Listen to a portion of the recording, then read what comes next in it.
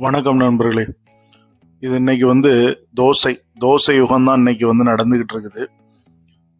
நமக்கு எல்லாம் இந்த தோசையுடைய ஆசை விடவே விட மாட்டேங்குது. நம்ம எவ்வளவுதான் தோசை எவ்வளவு நாள் சாப்பிட்டாலும் அது நமக்கு சலிக்கவே மாட்டேங்குது. ஒவ்வொரு வாட்டியும் அந்த தோசையோட ஆசை கூடிக்கிட்டு தான் இருக்குது. ஏன் தோசை இப்படி மாறி இருக்குது அப்படிங்கிறது, சின்ன பிள்ளையில இருந்தே நம்ம தோசை சாப்பிட்டுக்கிட்டே தான் இருக்கிறோம். இன்னைக்கு வளர்ந்துட்டோம், பெருசாயிட்டோம். இருந்தாலும் தோசைக்கு விதவிதமா சட்னி, சாம்பார். நான் இன்னைக்கு பாருங்க, காளான் கிரேவி வச்சு சாப்பிட்டேன். காளான் கிரேவியும் தோசையும் கொஞ்சம் கெட்டியான ஒரு சாம்பாரும் தால் மாதிரி ஒன்று ரெடி பண்ணியிருந்தேன். ஸோ வித்தியாசமாக சாப்பிட்டுக்கிட்டே தான் இருக்கிறோம் தோசையை. சரி, எனக்கு இந்த தோசை ரொம்ப ஸ்பெஷல் தான். ஏன்னா நம்ம வீட்டில் இருந்து தோசை சாப்பிட்றதுக்கும் வீட்டை விட்டு வெளியில் நம்ம ஒரு பேச்சுலராக இருந்து நம்ம அதை சமைச்சு நம்மளே ரெடி பண்ணி சாப்பிடும்போது அந்த தோசை ரொம்பவே ஸ்பெஷல்.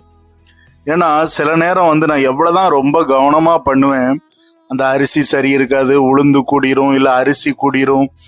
இந்த தோசை வர்றதுக்குள்ளே பெரும்பாடாக இருக்கும். ஆனால் இன்னைக்கு ரொம்ப சக்ஸஸாக, அழகாக, மிருதுவாக, பார்க்கவே நல்லா டேஸ்டாகவும் இருந்தது, சாப்பிட்றதுக்கும் நல்லா இருந்தது.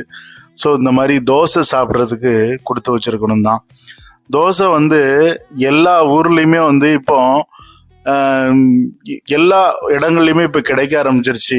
ஆனால் ஒரு தெளிவாக தரமான தோசை கிடைக்குதான்னா இல்லை. நான் இருக்கிற இடத்துலயே கடைகள்லாம் இருக்குது.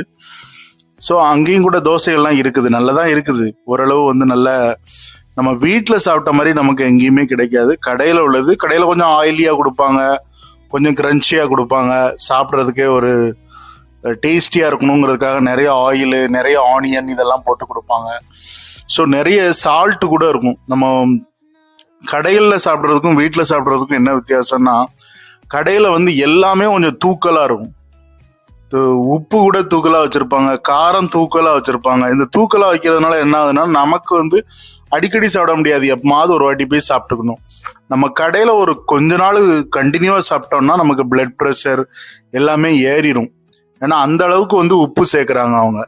ஸோ நம்ம ஒரு மைல்டாக, அழகாக காரம், உப்பு எல்லாம் சேர்த்து நம்ம சாப்பிட்றோம்.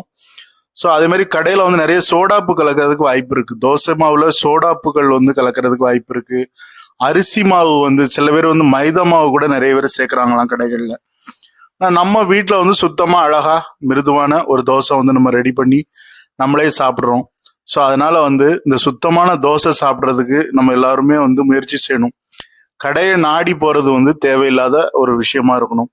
ஓகே நண்பர்களே, வீடியோ